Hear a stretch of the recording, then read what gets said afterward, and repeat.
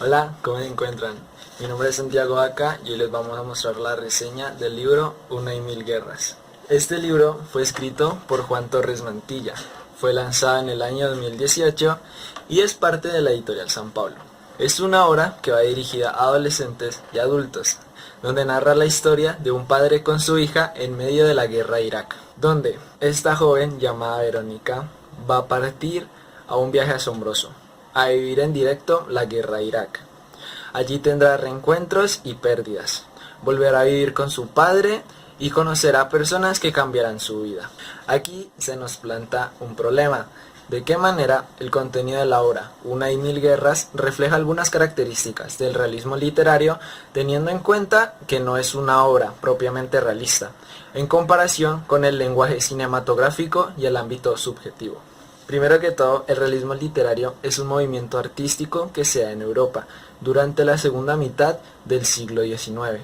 Al principio, el realismo literario surge como una evolución del romanticismo literario, pero pronto se convertirá en el rechazo del idealismo, a la ensoñación, a la fantasía, a los mundos imaginarios y a todas aquellas características que se consideraban poco objetivas. Y es que una de las características del realismo literario es cómo el artista es un testigo de la realidad y su deseo es reproducirla fielmente, sin ensoñación, sin imaginación. El realismo literario se centra en el aquí y en el ahora, en las vidas de los tipos psicológicos contemporáneos. Aunque la obra se escribió en el siglo XXI, conserva esta característica que acabo de mencionarles, pues el hecho de que el escenario principal sea una guerra que deja muchas muertes, daños físicos y psicológicos para los personajes, nos describen una ciudad con pobreza, niños con hambre, infraestructura demolida, sangre por todos lados, donde en Bagdad lo normal es lo anormal y lo esperado es lo inesperado. Y no está nada alejado de la realidad, como lo describe la característica. Es obvio que el autor se basa en la guerra de Irak, en 2003, sucedida después del atentado a las Torres Gemelas, y es donde entra otra característica que emplea la obra de este movimiento, o más bien emplea el autor Juan Torres Mantilla, que es la documentación de los hechos.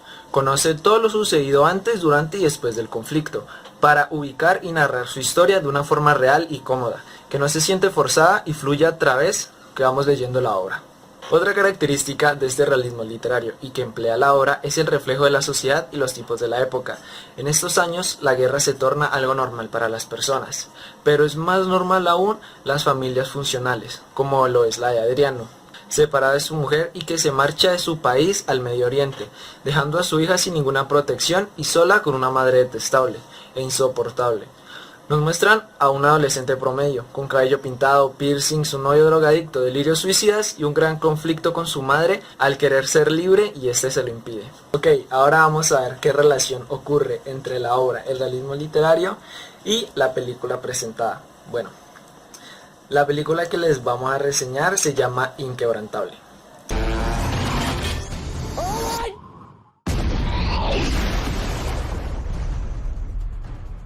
We're gonna die out here. We're not dying! I got good news and bad news. Your hair drops it. Shoot it. Come on.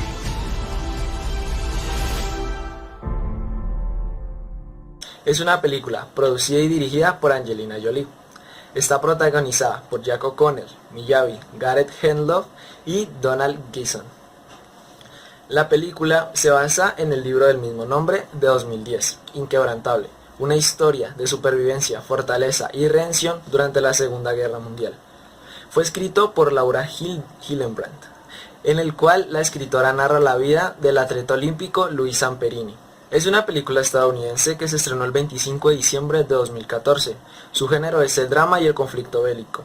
Dura 137 minutos y su idioma original es el inglés. En cuanto a su reseña, narra la historia de Luis Zamperini, un atleta olímpico y un héroe de la Segunda Guerra Mundial, que durante una misión militar tuvo un accidente aéreo en el Océano Pacífico, del cual sobrevivió junto a 2 compañeros. Pasaron 47 días a la deriva en una balsa y sin comer, hasta que fueron encontrados por un buque de guerra japonés, quienes lo tomaron por prisioneros y los llevaron a una isla donde fueron torturados y los mantuvieron como prisioneros de guerra durante 2 años hasta que la guerra terminó en 1945, dando como vencedor a los aliados, Estados Unidos. Y es que esta obra fílmica guarda una estrecha relación junto con la obra literaria. El contexto principal donde se sitúan ambas obras es en la guerra, la Segunda Guerra Mundial y la Guerra de Irak. 2 guerras que llevan una diferencia de 50 años, pero con las mismas consecuencias, muchas muertes, caída económica, de infraestructura y sin número de traumas psicológicos para los que la presencian. La guerra siempre trae daños colaterales, como por ejemplo la participación de inocentes en la guerra, que por lo general son ciudadanos del común, donde no tienen duda alguna en dispararles si con ello se ganará la guerra. Aquí es donde se relacionan 2 escenas de la obra. Encontramos en el libro En una mañana de Bagdad. Vero quiere acompañar a su padre a reportar un posible atentado. La familia sale del hotel y toman unas bicicletas prestadas para desplazarse. Al principio parecen 2 turistas muy felices en las calles de Bagdad, pero de repente una lluvia de balas atraviesa la periferia de la familia. Ambos tratan de refugiarse bajo un muro mientras pasa el tiroteo entre americanos y orientales. En la película se presenta una situación muy similar, cuando el grupo de soldados heridos, junto con su protagonista, se encuentran en medio del Océano Pacífico, a causa de que su avión se averió y cayó en el agua. Se podría decir que están en un lugar más tranquilo del planeta, donde el único ruido son las olas del mar, y que, en un segundo, todo ese panorama tranquilo se transforma en un campo hostil, cuando de la nada aparece un avión japonés y les comienza a disparar a los americanos refugiados en su balsa. Permanecen ahí y pasan nadando hasta que las balas cesan para poder volver a la tranquilidad. Aquí podemos ver cómo las guerras siempre van a tener relación entre sí, ya sea en el año 1 hasta el año 2000. Pueden librarse con armas diferentes, pero las consecuencias para los ciudadanos siempre serán las mismas. Y no solo se relacionan las guerras o momentos exactos de las obras.